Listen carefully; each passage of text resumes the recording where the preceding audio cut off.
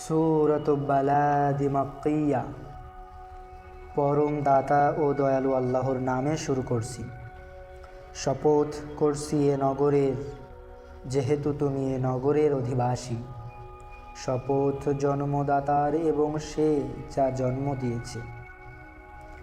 মানুষকে আমি শ্রম নির্ভর করেই সৃষ্টি করেছি। সে কি মনে করে যে কখনো তার উপর কেউ ক্ষমতাবান হবে না? সে বলে আমি প্রচুর অর্থের অপচয় করেছি। সে কি মনে করে যে তাকে কেউ দেখেনি? আমি কি তার জন্য দুটি চক্ষু তৈরি করি নাই, তার জিহ্বা ও ঠোঁট দুটিও? এবং আমি তাকে কি দুটি পথই দেখাইনি? সে তা কষ্টসাধ্য পথ অবলম্বন করেনি। তুমি কি জানো কষ্টসাধ্য পথ কি?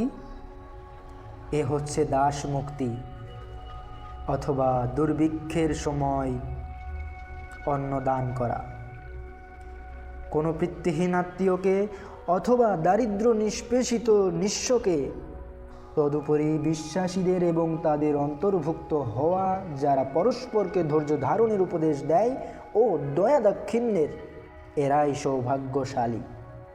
এবং যারা আমার নিদর্শন প্রত্যাখ্যান করেছে ওরাই হতভাগ্য।